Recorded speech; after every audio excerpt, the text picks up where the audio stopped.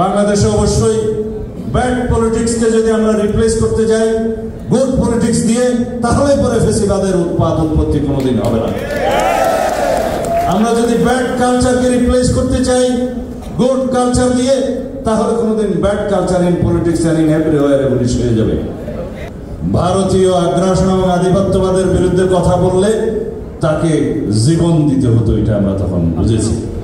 চিরদিনের জন্য স্বাধীনতা, সার্বভৌমত্বের সুসংহত এবং সংরক্ষণ করতে পারবে। আমরা আজ পর্যন্ত স্বাধীনতার আগের থেকে, স্বাধীনতার পর থেকে আজ পর্যন্ত শুধুমাত্র বাংলাদেশের স্বার্থ রক্ষার জন্য অনেক আমাদের রক্ত দিতে হয়েছে।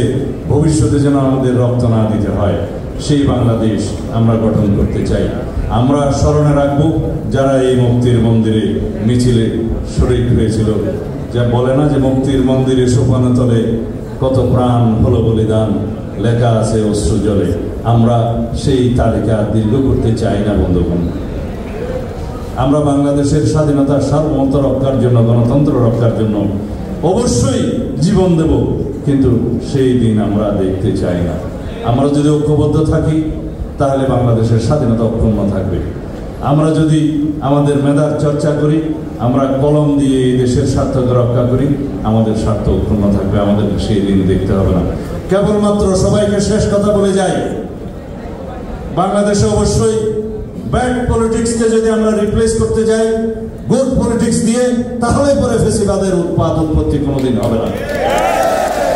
আমরা যদি ব্যাড কালচারকে রিপ্লেস করতে চাই গুড কালচার দিয়ে, তাহলে কোনোদিন bad culture in politics and in everywhere এভরিশ হয়ে যাবে।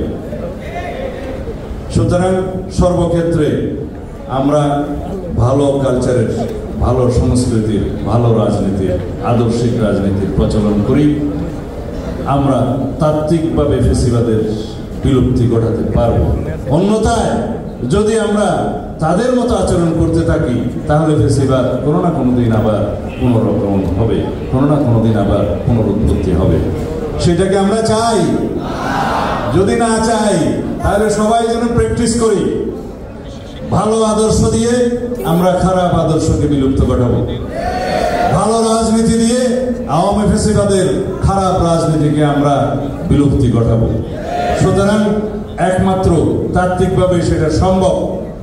শুধুমাত্র আমরা একটা মাঠের স্লোগান দিয়ে, মাঠের রাজনীতি করে এই ব্যাড পলিটিক্সকে, স্বৈরাচারী এবং ফেসিবাদের উৎপত্তিকে আমরা বিনাশ সাধন করতে পারবো না। বিনাশ সাধন করতে হবে from the very deep root. ওখান থেকে আমাদেরকে শিকড় তুলে ফেলতে হবে ফেসিবাদের। সেই শিকড় তোলার জন্যই আমাদেরকে জনগণের সামনে ভালো রাজনীতি উপস্থাপন করতে হবে, ভালো আদর্শিক রাজনীতি উপস্থাপন করতে হবে, ভালো রাজনৈতিক সংস্কৃতির উপস্থাপন করতে হবে এবং সেই রাজনৈতিক গণতান্ত্রিক সংস্কৃতির চর্চা অব্যাহত রাখতে হবে। সবাইকে ধন্যবাদ আমার বক্তব্য শোনার জন্য। খোদা পরিণত হয়েছে। শুধুমাত্র আমরা আপনার শহীদ আপনার কথা কেন বলি? আমরা বাংলাদেশে যারা কলম নিয়ে যুদ্ধ করেছে তাদের অনেক যোদ্ধাদের কথা বলি। যারা সাংবাদিক কারাগারে নির্যাতিত হয়ে পরে মৃত্যুবরণ করেছে আমরা তাদের কথা বলি। যে সমস্ত ছাত্র, যুবক, ছাত্রদল সহ যারা সোশ্যাল মিডিয়াতে তাদের বক্তব্য প্রচার করতে যেয়ে তারা জীবন দিয়েছে তাদের কথা বলি। এই সব শহীদের রক্ত একই সুরে গাথা, একই সূত্রে গাথা। কিন্তু যারা সেই দেশপ্রেম জনগণের সামনে উপস্থাপন করার জন্য সোশ্যাল মিডিয়ার আশ্রয় নিয়েছে, কমসে কম তারা জীবন দিয়ে দিলে এক আবরারের রক্ত থেকে লক্ষ আবরার জন্ম নেবে। সেদিন বুঝতে পেরেছিলাম এইভাবে বাংলাদেশে হয়তো শেখ হাসিনার বিরুদ্ধে কথা বলা যেত, কোনো না কোনো ভাবে হয়তো তাকে জেলে যেতে হতো, নির্যাতিত হতে হতো, গুম হতে হতো। কিন্তু ভারতীয় আগ্রাসন এবং আধিপত্যবাদের বিরুদ্ধে কথা বললে তাকে জীবন দিতে হতো, এটা আমরা তখন বুঝেছি।